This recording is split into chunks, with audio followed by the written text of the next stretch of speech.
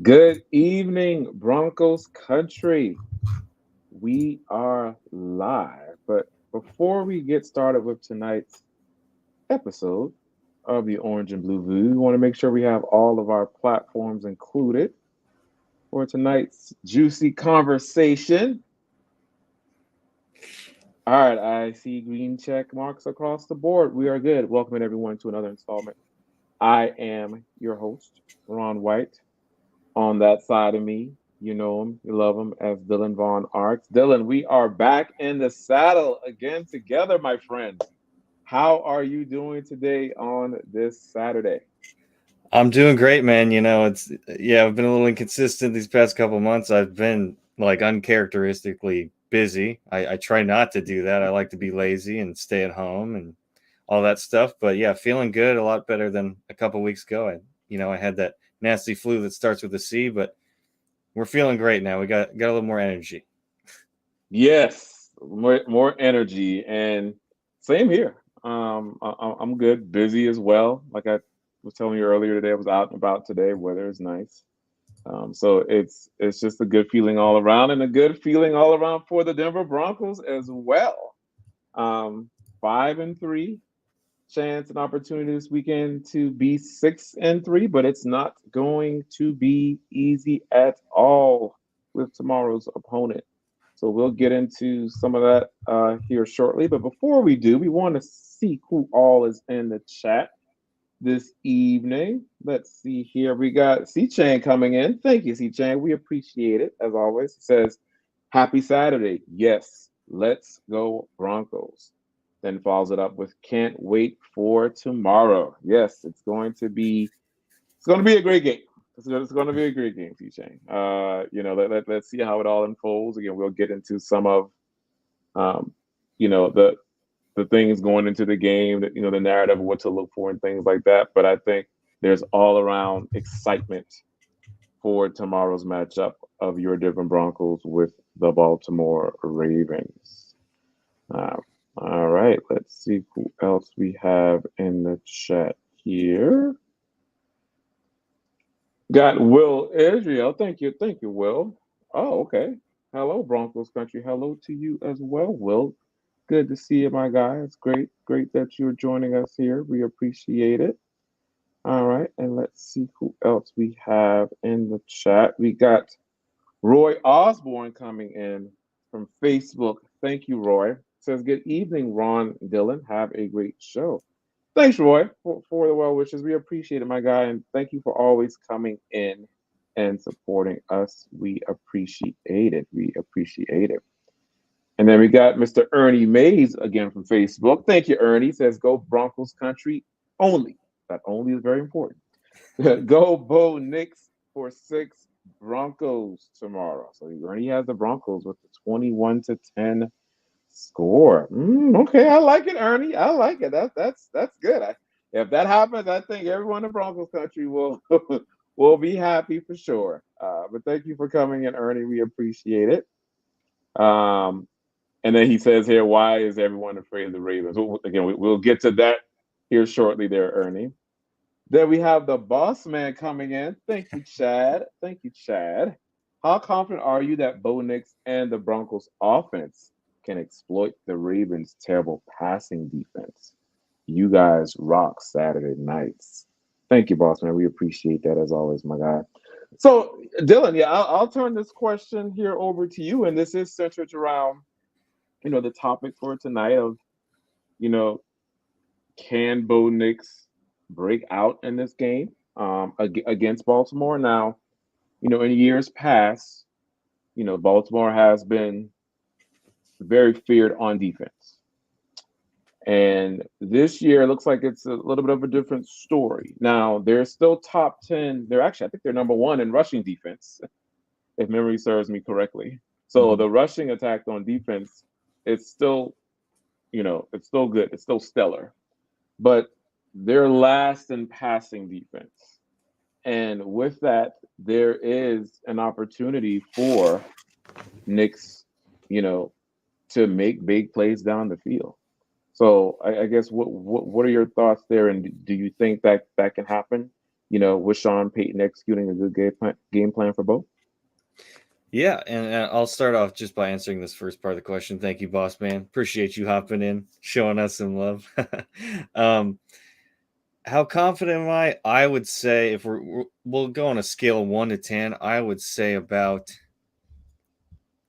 probably a 7. And maybe I know a lot of Broncos country's feeling real optimistic about this, but it's more so about the cast of characters that Bo Nix has around him, and obviously Sutton's the best weapon we have in terms of the pass catchers, but even he himself is inconsistent. Especially you see him drop some easy balls that he should just snatch right in.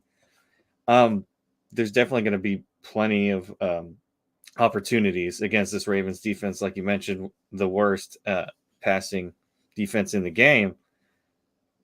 If Bo Nix can do what he did against Carolina, a lot more calm. He's not getting happy feet. He's not fading away on throws. That's what we need to see. And with any rookie quarterback, obviously we have these flashes, like in Carolina, like in Tampa Bay. Mm-hmm. Let's make those more consistent. I want to see some consistency. And if Bo Nix can do similar things to which he did in Carolina, I think he can have a big game. But a big question is who's around him, because you got Adam Troutman. He had a big game, but woefully inconsistent as well. So I'm more worried about the weapons than Bo Nix. So hopefully he can string together a second game through the air.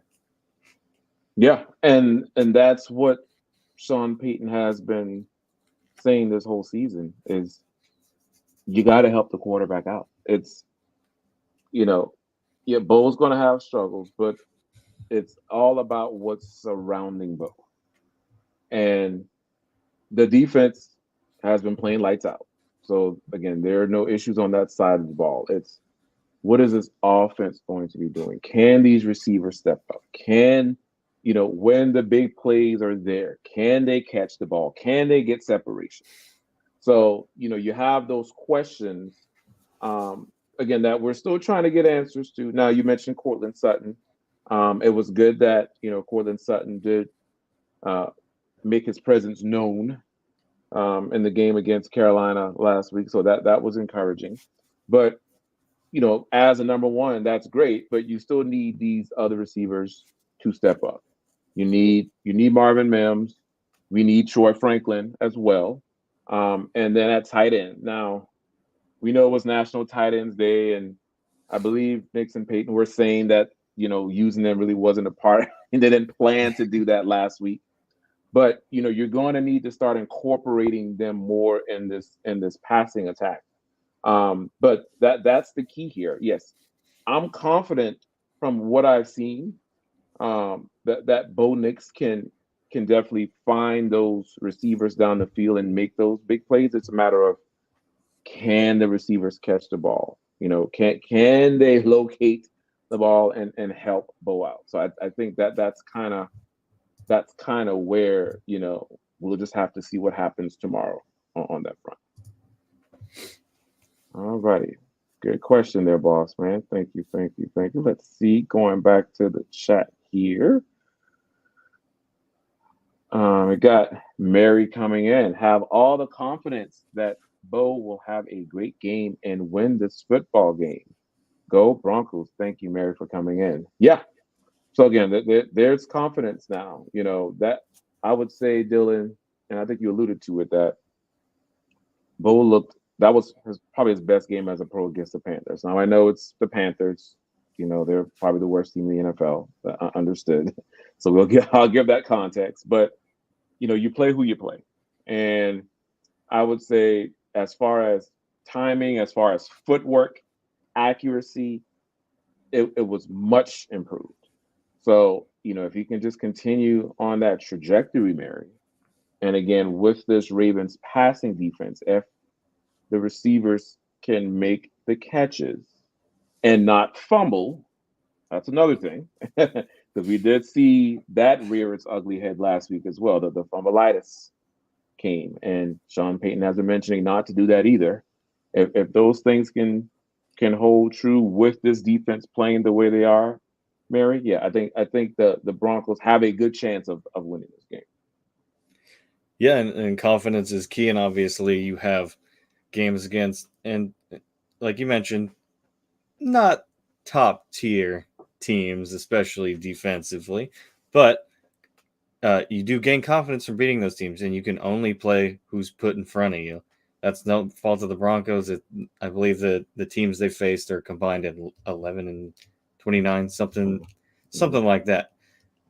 But now it's time to play the big dogs, and obviously the Ravens' pass defense, like we just talked about, not very good. But you got Lamar Jackson and Derrick Henry on the opposing side, so this is a playoff caliber team they're playing, and you yourself, the Broncos themselves, can't be considered a playoff caliber team. Obviously, they're in the seeding right now. You know, it's midseason, but if you can't beat the best, you're not going to be in the playoffs.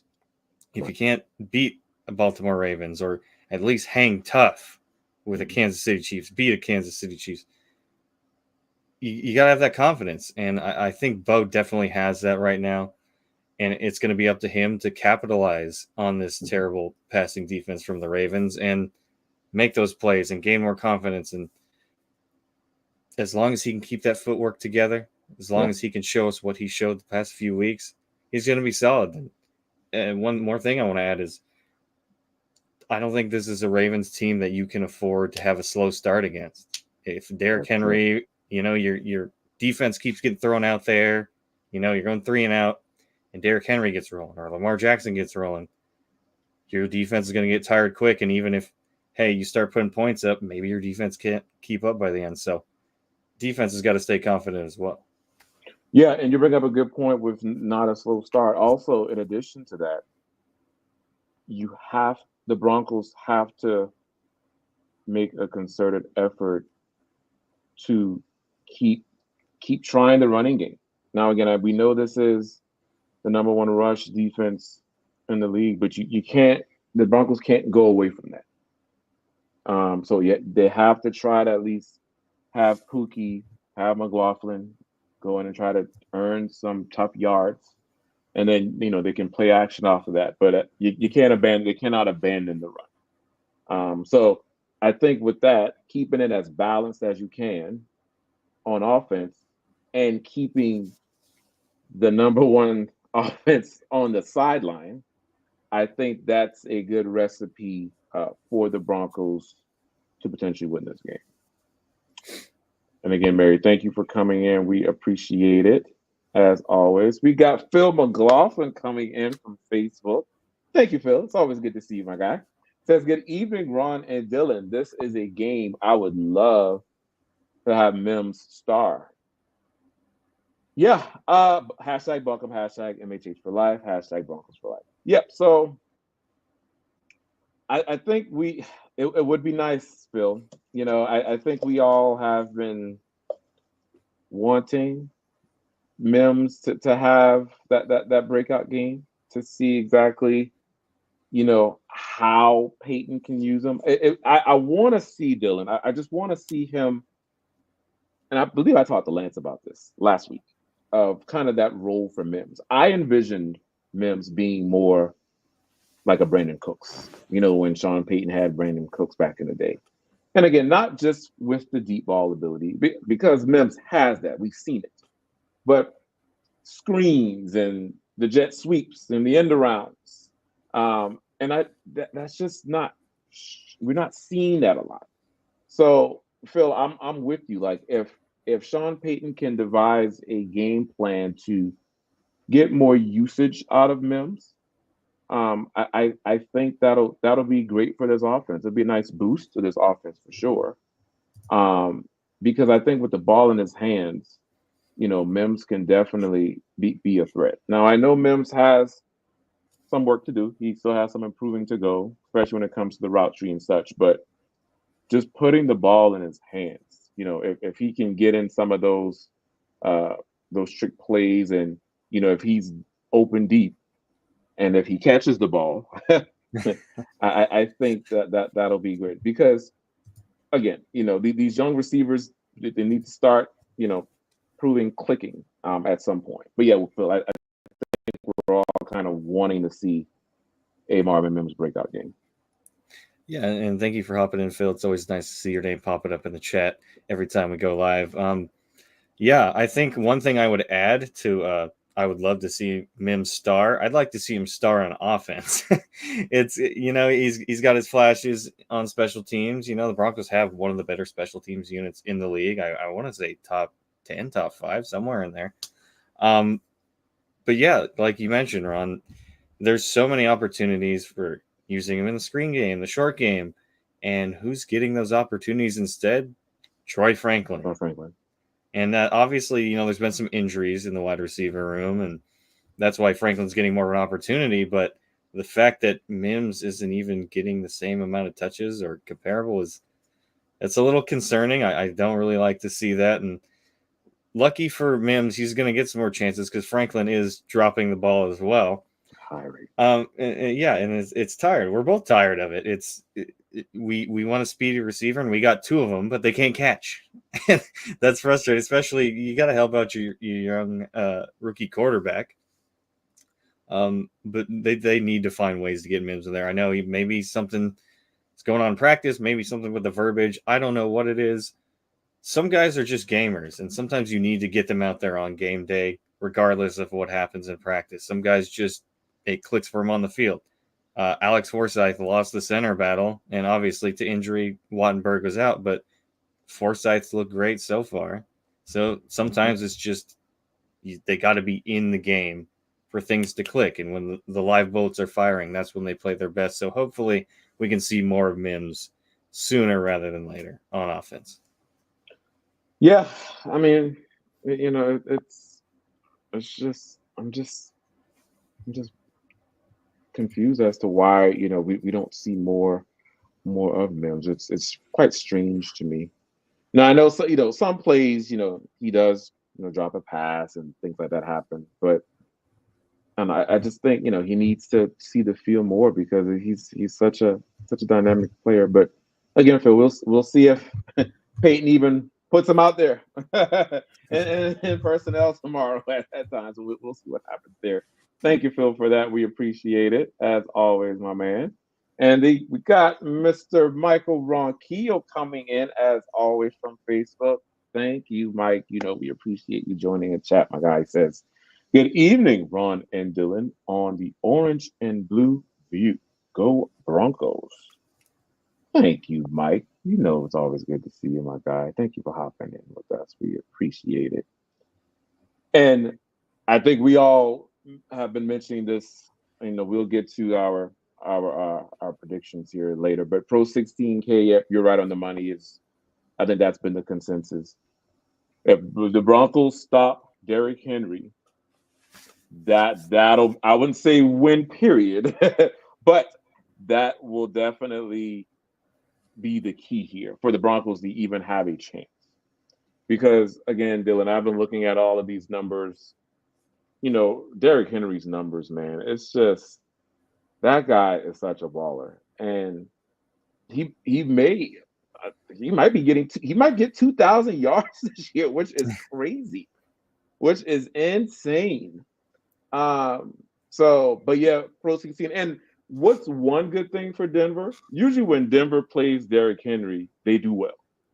They stop Derrick Henry, or they contain him. I wouldn't say stop completely, but they know how to contain Derrick Henry. So I think that works out in the Broncos' favor, and I'm pretty sure in the locker room, in the defensive meetings, that's what Vance Joseph has been preaching. So I think that's going to be probably the most important thing, a key of emphasis. And again, if that does happen, if they contain him, again, I wouldn't say stop because he's going to get his numbers on the ground. But if they can contain him, then the Broncos do have a shot.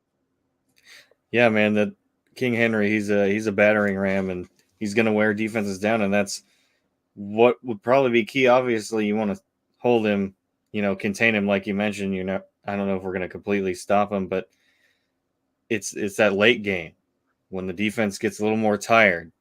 Hey, is it a close game? They're gonna keep hammering it with Derrick Henry, and that's gonna wear a team down, Broncos, anyone else, over the course of a game. He's a big dude. But yes, stopping Henry and we'll win.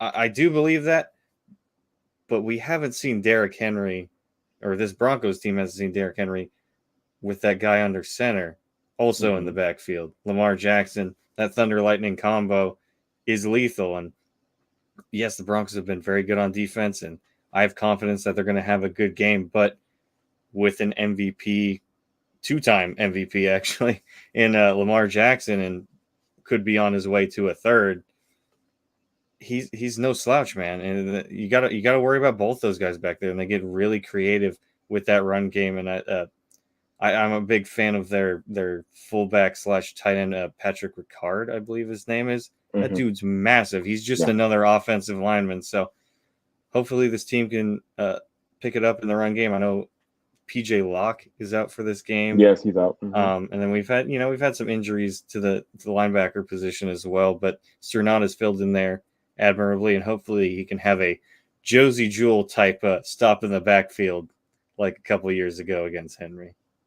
Yeah, and you mentioned the linebackers. I like our linebackers against Derrick Henry.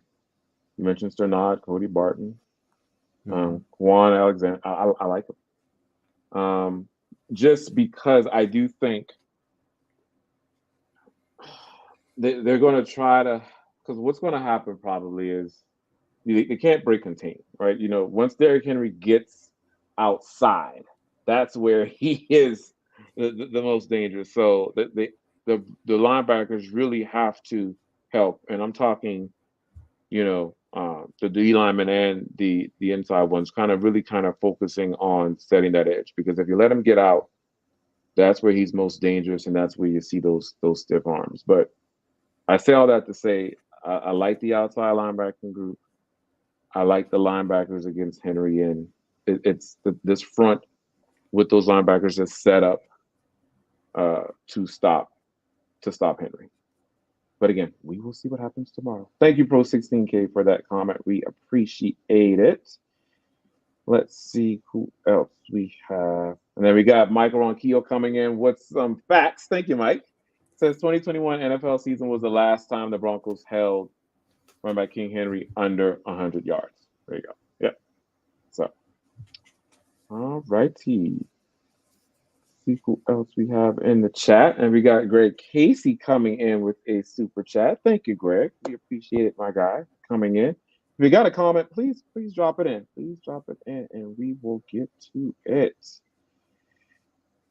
And then we got the original Dizzy D. He's already talking about playoffs here. Hashtag Mile High Soldier Style. Thank you, my guy, for coming in.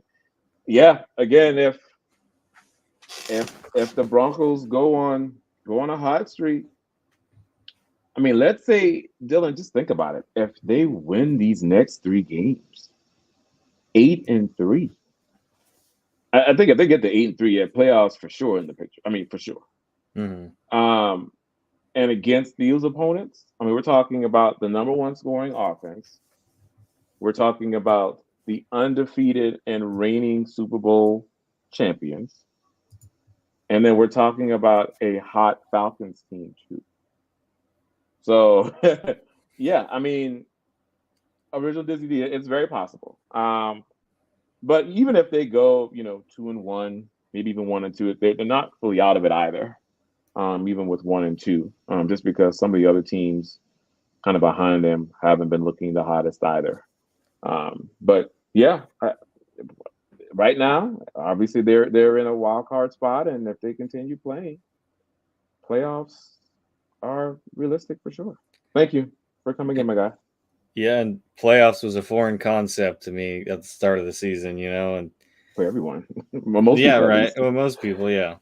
And I mean, obviously, you can't fault us for that. Rookie quarterback, not a lot of great offensive pieces, almost none. And then no big names. Exactly. And then you get the defense. Oh, yeah, you're losing Justin Simmons. Yikes. We don't know who cornerback 2 is.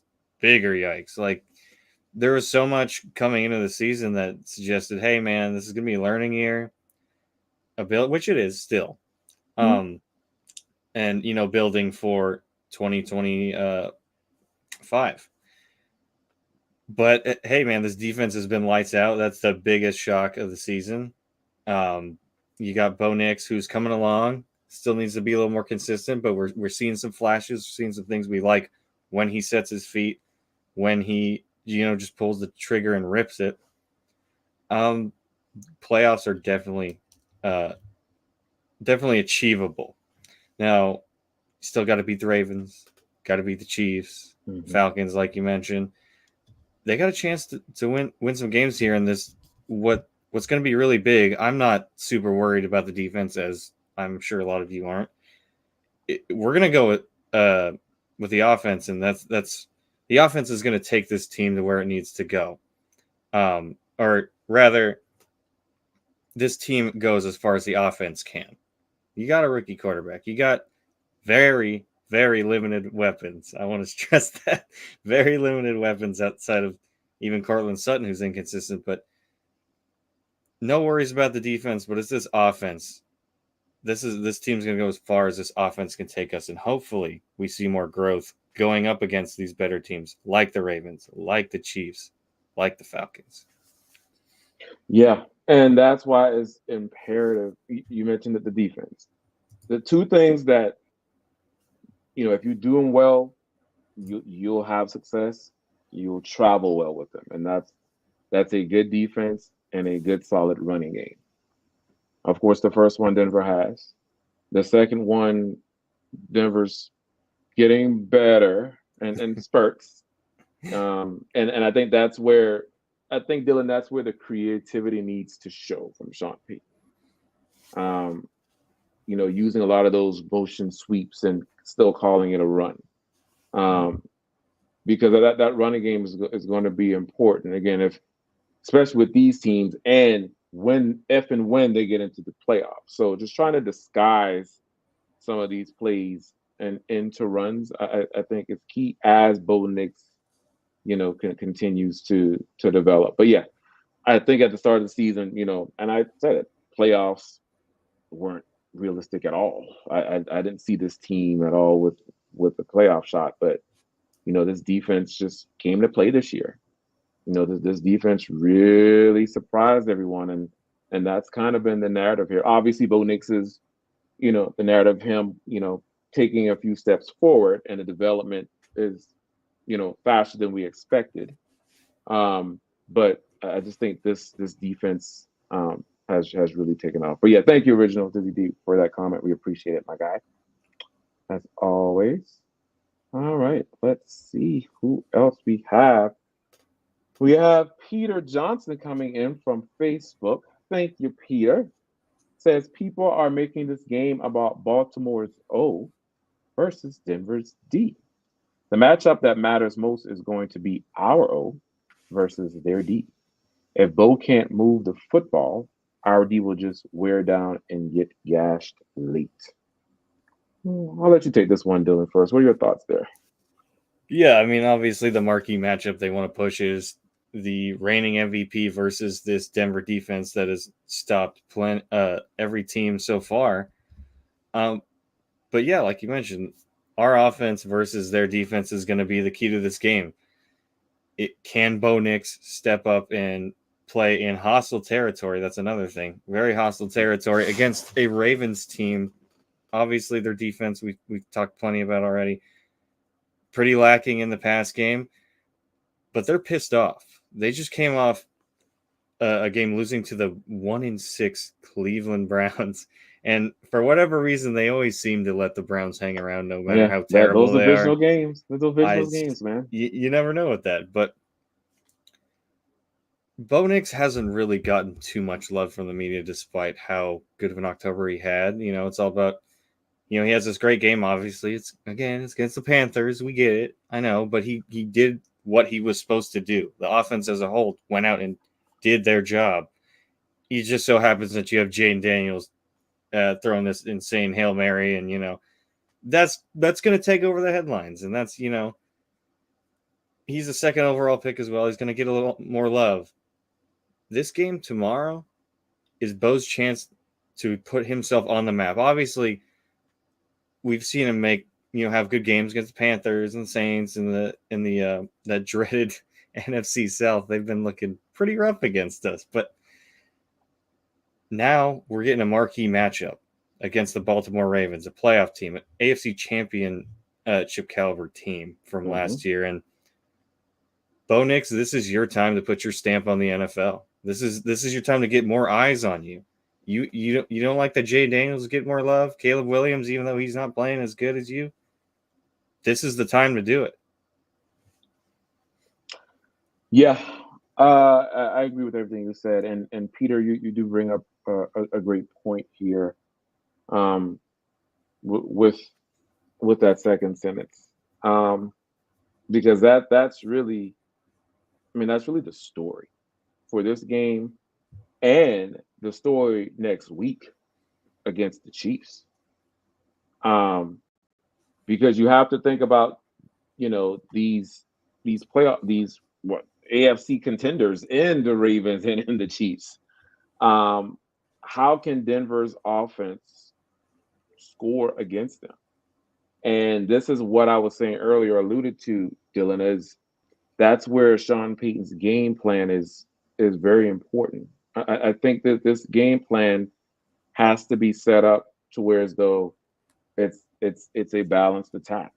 Again, he knows, we all know, they're ranked last in passing defense.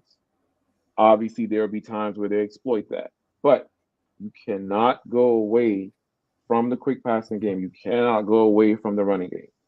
So it's just creating that balanced attack so that they can move the ball. And I think, if you can, there are going to be some times where, McLaughlin and Javante burst up for 7 and 8 yards, up the middle or down the sideline. And again, with all of that, you're keeping that high powered offense off the field. So it's just creating that game plan, finding the mismatches, on defense to where as though Bo can be comfortable and move the ball down the field. But you're spot on, Peter. I think that's really the story here moving forward, especially with a lot of these tougher opponents, not just Baltimore. Because I think the defense is going to keep this team in every game. We're seeing that. This defense is, I mean, championship level defense. Let's be honest, it really is. Mm-hmm. And so there's no concern there. It's always been, what can the offense do, and can Sean put Knicks in great positions to move the ball down the field to have this team score. Mm-hmm. You know what's really important too is um, the Ravens' defensive line, their interior, it's pretty banged up. They just Yes. put Michael Pierce on IR, and if I look at the injury report here, Brent Urban is their defensive end and has a concussion, and he will not be playing. I believe the Ravens only have around 5 guys on that interior in the rotation, and that's including Pierce. So they had to call someone up from the practice squad to help him out there. So obviously the run defense has been really good, but like you mentioned earlier on in the show, like you got to test that. You still have to try and run the ball. You can't just abandon the run game. So maybe we gash them up the middle through the interior and exploit some of those injuries. Mm-hmm. Yes, for sure. But yeah, great point, Peter. Thank you for coming in. We appreciate it. As you just mentioned, the patient 1991 saying what we were talking, we might be able to run it up the middle. Baltimore's interior D line is banged. Yes, they are, as Dylan mentioned, they're very banged up. So there will be some opportunities there, patient. All right, let's see who else. Thank you for coming in with that, patient 1991. Then we got Michael Davis coming in with a super chat. Thank you, Michael. It's good to see you in the chat as always, my guy. It says, aloha, Ron and DVA. Keys to tomorrow's game? Who you got? I say Javante, Jaleel, O-line on offense, D-line and Moss on defense. What's the weather report? So yeah, we'll get to our predictions at the end of the show. Um, and as far as yeah, Javante and Jaleel on offense, I think I think that they're going to be important, Mike. Just for the sense of staying committed to it. I want to see Javante, and like I say, he's been improving in the vision area of kind of seeing that open cut and then making that push down the field. So I want to still see them try to break off for even Dylan, even if it's 3 yards here, 5 yards there, right? It needs to be a concerted effort. So again, I'm not saying they'll probably be the reason they win on offense, but I think they'll play an important role with obviously keeping that going so the play action and such can work off of that. D line and Moss on defense, that's good. Yes, definitely D line. I think with the defensive line, I like our D line against their O line. I do. I know they've had struggles on the offensive line this year. So I do like that matchup, and Moss is going to be important. It's going to be interesting to see, you know, who wins some of the coverages for Moss. Um, I know I think they're saying that Deontay Johnson will be playing. Um, so that's going to be interesting as well. And kind of the packages and such they have for him, because I know right now it's Zay Flowers and Rashad Bateman. But it's going to be interesting to see how Deontay Johnson kind of fits into that too. But I think Moss is going to be key with some of these, secondary receivers. The weather report, I believe it's sunny tomorrow, from what I checked. So it should Yeah, be good I weather. have it pulled up here. Pulled up It's should be around like in the looks 60s, like maybe. the 60s. Yeah, Yep, 60s. Yep. so hmm not too So yeah, bad. so not too bad. But yeah, I think Michael, that's where I'm at with it. You know, again, just to kind of summarize, you know, don't abandon the run. Try to make a concerted effort to run the football, so that they could do the play action off of that. Get Bo in those design runs. That's also a key to this game as well. And I think with that on defense, I don't I think the defensive linemen are just going to eat. I don't really have anything on defense. They're going to eat like they've been doing all year. But yeah, I would say that's kind of what needs to happen for them to have a chance tomorrow. Yeah, and thank you for coming in, Michael. It's always nice to see that beautiful smile you got there in your profile picture. Yeah. For sure, Yes. lights me up. I know. Sometimes I get a little tired here. I work early, so I need to smile a little more. So seeing yours, that helps me out there a little bit. But back to Broncos talk. Um, yeah, offensively, the biggest key is Bo Nix. We talked about it already, but that's it has to be it. He has to step up and exploit this weak passing defense. And it's one thing that, they're one of the worst in the league. It's like, okay, well, now you have to go prove Prove it. that you can beat it, like you did with Carolina. Everyone, it's just Carolina. Yeah, okay. You went there and took care of business. Go do it again. Like, this O line, I'm sure they can hold up decently well. They got some good guys on that Ravens defensive line, but Bo's going to have time to throw, and he's going to have his opportunities, and he needs to take advantage of them. Get hot early. I don't like it like in the Saints game where he had happy feet too early on, and it's like, dude, settle down. Yeah. We're Settle in. Yeah. cool. Just trust the process, man. And for defense, the key, obviously, you mentioned it, it's you got Riley Moss here, but the secondary overall, you got Deontay Johnson. He's quick. Zay Flowers also very fast. Mark Andrews, he's starting to finally hmm come along. A lot of upset fantasy owners, but he's starting to do his thing and look like the Mark Andrews that we know. So Isaiah Likely. Isaiah Likely, exactly, another tight end. He's basically just a huge wide receiver out there. Yeah. Yeah. Um, just a plethora of weapons, and obviously add in Lamar Jackson and Derrick Henry. Our defense has been really good. Time to go prove that again. Let's uphold that. It's the same thing for the offense. They have to hold up their end and keep Lamar off the field. But when he is on that field, let's prove we're one of the best defenses in the league, if not the best in the league. Let's shut down Lamar Jackson. Let's shut down Derrick Henry, or at least hold them to, season lows if we can. You're never going to fully contain those guys. So hopefully the Broncos can get it done tomorrow. Yeah, hopefully, hopefully. Thank you, Michael, for coming in with that. We appreciate it.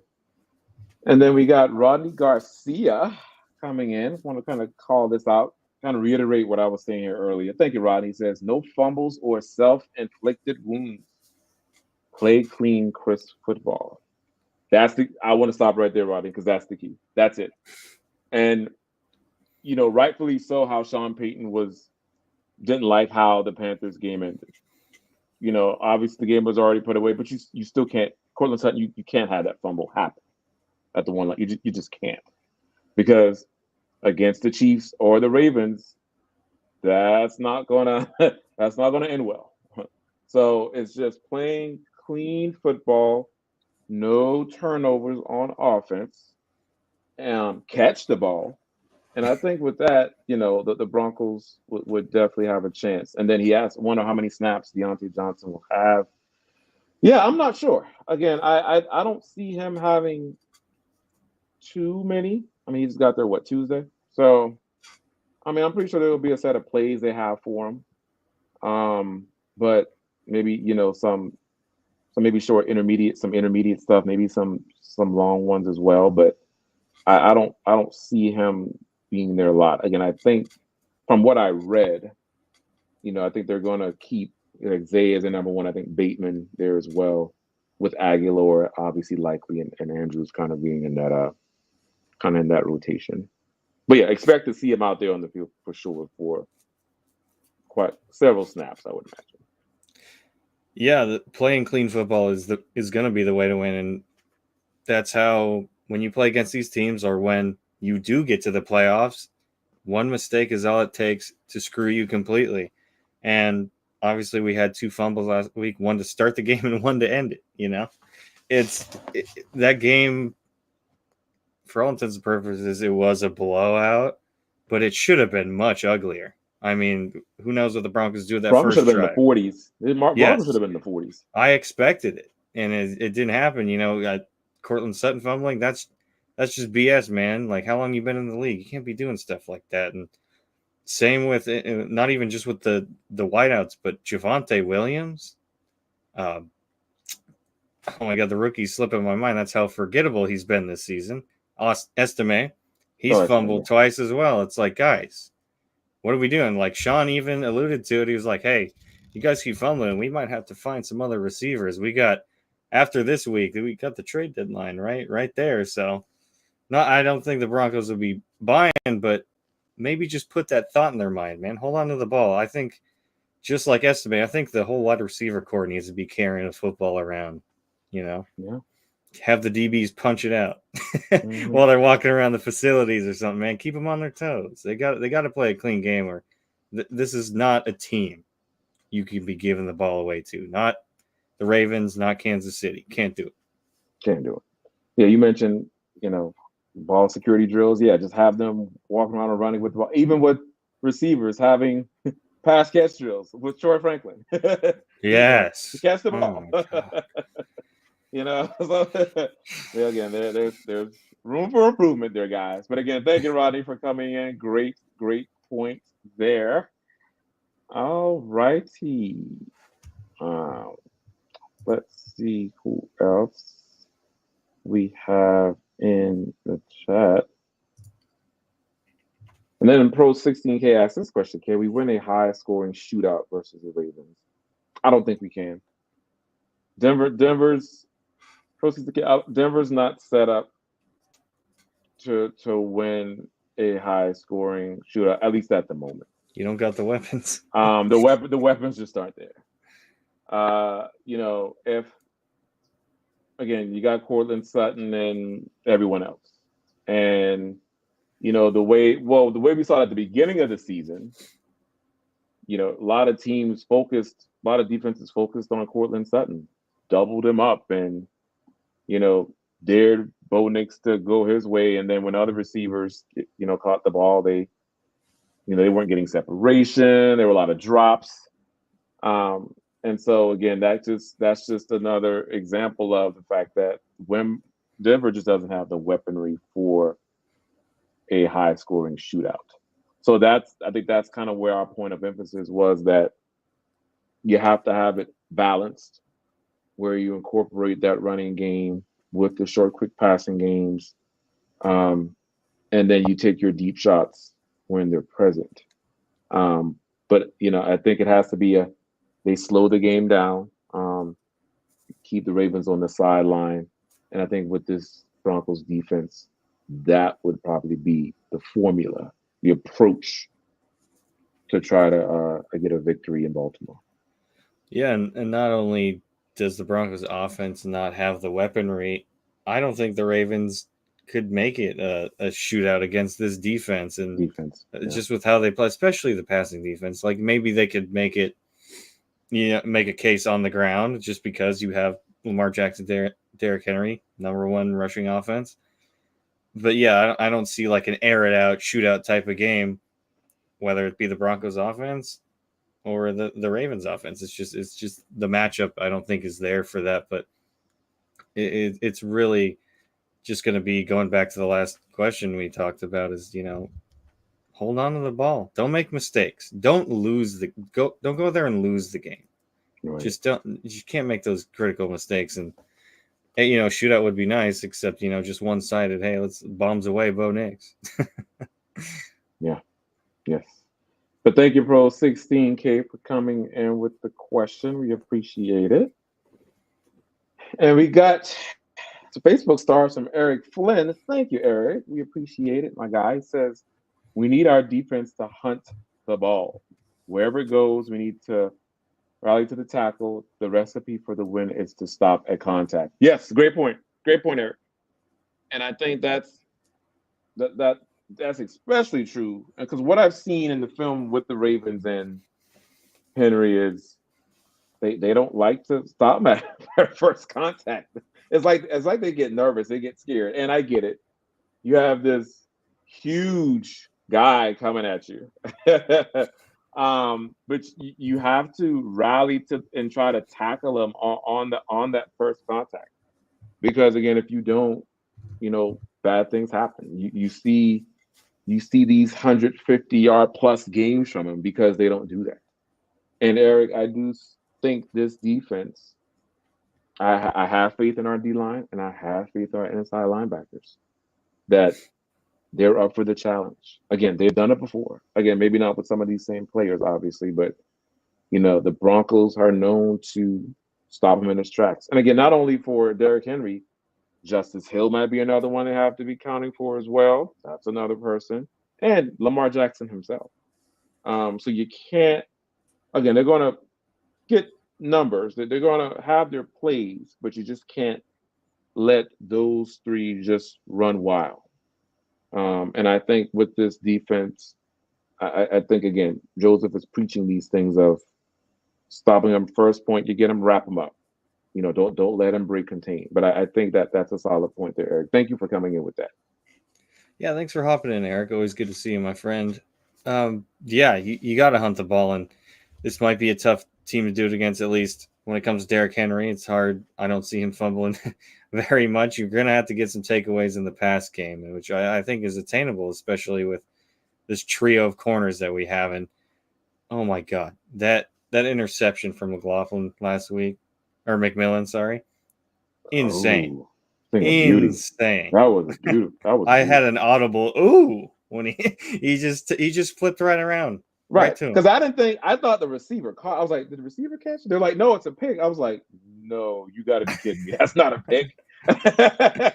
But And I went and looked at it slow motion. I was like, that was such an insane interception. Like how he was able to that was crazy. just That was saying, crazy. he just knew it was coming, man. It's That crazy. was But crazy. yeah, it's the collective though. We need that secondary to do its thing, and I think there's takeaways to be had, and obviously you're down PJ Locke in the secondary, but you got Keidron Smith, you got Devon Key who have played actually pretty well in his Hmm. place. Not to the same level, but Hmm. I mean, you got plenty of guys around him that cover it up a little bit. But I think there's lots of opportunities for the secondary to get some takeaways. And like you mentioned here, stop getting ready to tackle. So Derrick Henry's a tough guy to bring down. I don't think one man is going to bring him down. Maybe Zach Allen, though, who doesn't get enough love And John from Franklin Myers. PFF, and John Franklin Myers, two guys who don't get enough love from PFF and other sites. Hmm. Um, Bogus. But, just they got to be able, if one guy hits him, they got to be able to just hold on and wait for the others to get there, man, because he's going to be a tough guy to bring down. And, and this is a tough ask as well, but don't get juked out by Lamar Jackson. You got to keep him in front of you, and that's a tough ask. It really is. He's got that speed. He's shifty as a runner, and it's going to be hard to get every tackle on him. There's probably going to be a couple missed tackles, which that just comes with facing a guy like Lamar Jackson. But I think this defense is up to the task. Yes, they are. And again, thank you, Eric, for that comment. We appreciate you coming in, my guy. All right, let's do a quick time check. Oh, we're already at 51 minutes. All right. Well, maybe a few more minutes, guys, on questions and comments, and then we'll get to the predictions, and we will get out here for this evening. Let's go back to the chat. We've got Joe Mannix coming in, and this is a great point, Joe. Brown stopped Henry for only 52 yards. Yeah. So division games are just a whole different level. But at the same time, if the Browns defense, and I know Jim Swartz gives offenses all kind of fits. Yeah, definitely. So you have to take that into account to a degree. But yeah, and the personnel on defense for the Browns, obviously Myles Garrett. I mean, they do have some players there, but what's Darius Smith as well. So they do have players there. But I think as a collective, on the defensive line, I'm still going with the Denver Broncos. Just because that D line is stout, and again, that personnel, Dylan, I think can match up with Henry in this rushing attack very well. So with that, that's a good point here, Joe. And I want to pull it up just to say, hey, the Broncos' personnel, I think, on defense is better as a whole against the Browns, and I think that's even set up for the Broncos to stop this running attack or at least contain Henry. But again, thank you for coming in.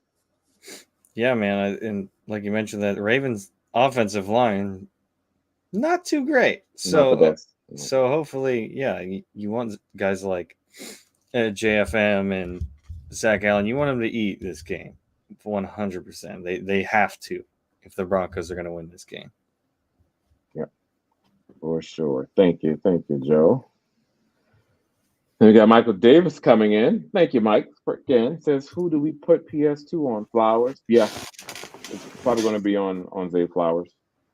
The most of the game, I would imagine. Yeah, Joseph will have him following, but there'll probably be times, depending on certain coverages that maybe he's lined up, with Aguilar, and maybe if you see it, when you do see a Deontay Johnson sighting, that could be there too.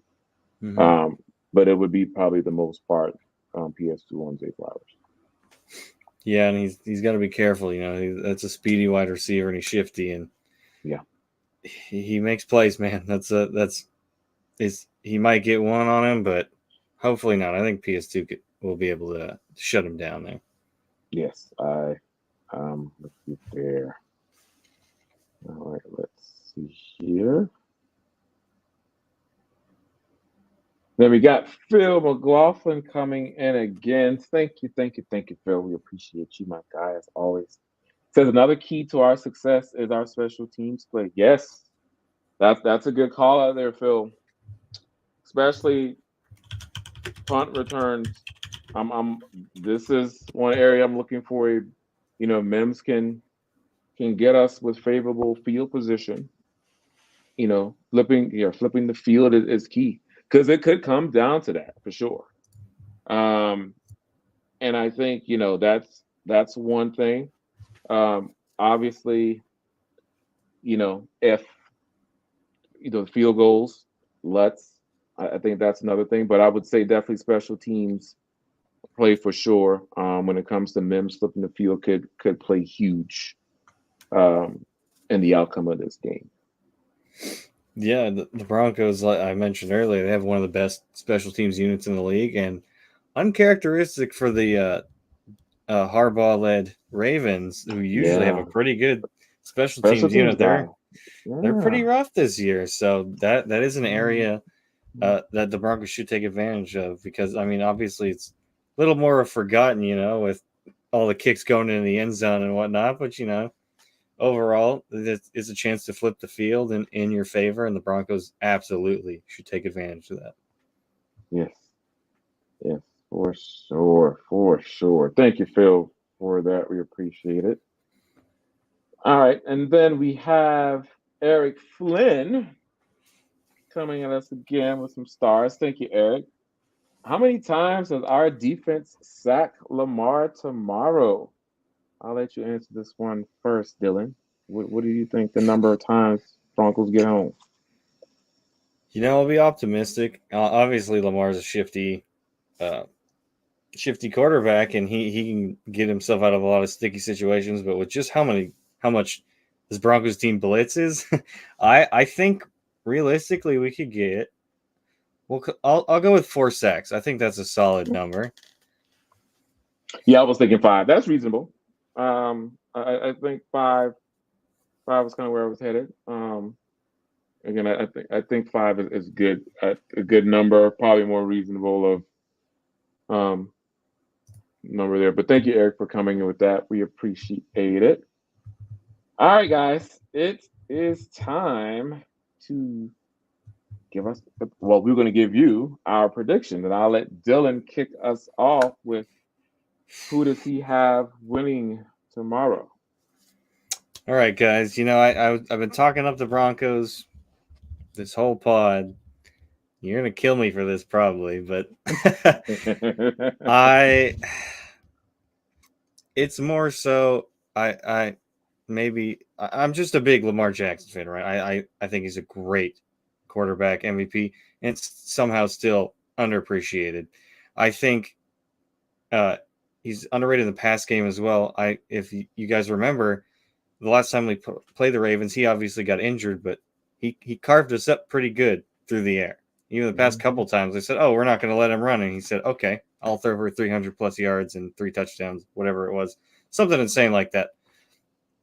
I ultimately think uh, that Lamar Jackson, that MVP, he makes this team very dangerous, and with Derrick Henry, this team is going to give the Broncos fits. I have the Broncos losing 21-20. That doesn't mean I'm not going to be rooting for them. I might pick them to lose, but I'm going to be rooting for them. I'll be wearing my PS2 jersey at work tomorrow. So that's where my loyalty lies. But I do think this is a very tough game for the Broncos.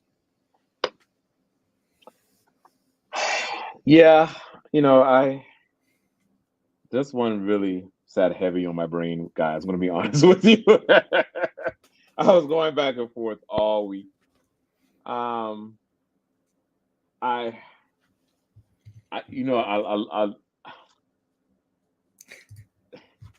I'm even hesitating just because you guys aren't gonna like me either. um, it's going to be a great game. It's going to be a tough fight. Um, I just I just think right now I think the Broncos are closing that gap for sure between with the league's elite in the AFC. I just don't know if they're there yet. And we talk about playmakers all the time, Dylan. The Broncos don't really have any playmakers outside of a Cortland Sutton. Whereas though with the Ravens, Lamar Jackson is a playmaker himself. You have Derrick Henry. You have Isaiah Likely. You have Mark Andrews. You have Zay Flowers. And I just think when it comes to offense, I just think the Ravens are, light years ahead of where Denver is. So having said that, now I do expect the game to be close, but I just have the Ravens with the edge here. So on a late Justin Tucker field goal, Ravens take this one 24-21. Yeah, and that's just the thing too. It's like I'm not saying that the Broncos get embarrassed here. It's I just think this game is a coin flip, and if I'm flipping a coin, I typically look at who's playing a quarterback, and that's nothing against Bo, but he's a Mm, rookie, and you got a two-time MVP, maybe three-time this year if he continues his play. That's kind of ultimately what I'm basing it off of. yeah, yeah, yeah. But we will see. We will see. All right, guys. Well, that concludes our episode for tonight. We appreciate all of you guys coming in to support us as always. If you have not already, make sure you like, subscribe, and share across all the platforms. It helps us out tremendously. And if you have not done so yet, please do follow us on X, formerly known as Twitter. I am at Ron White NFL, and my co-host here is at Dylan Von Arts MHH. So before we get out of here, Dylan has a few people to call out who helped us tonight, and I'll come check out. Yeah, thank you everyone in the chat coming in with your thought provoking questions. You're always just making us think a little extra about the matchups or anything going on with the Broncos, and we really appreciate it. Just want to show some extra love to those who came in and donated tonight. Obviously, the Godfather of MHH, Chad Jensen. Thanks, Yeah, boss man. We appreciate you as always. Phil came in a couple times here. Thank you, Phil. Always good to see your name popping up in the chat. Michael Ronquillo as well. Thank you, my friend. Greg Casey coming in. Michael Davis, of course, and Eric Flynn. Thank you guys so much. You guys keep the show going. We wouldn't be here without you, and we just have so much love for y'all. Thank you so much for hopping in tonight. yes, we greatly appreciate all of you guys. Thank you so much. And I hope all of you guys enjoy the game tomorrow. And again, you may not like our predictions. And again, we're also hoping for a different outcome ourselves. But should be a great game. Until next week, everyone, take care and go Broncos. Go Broncos.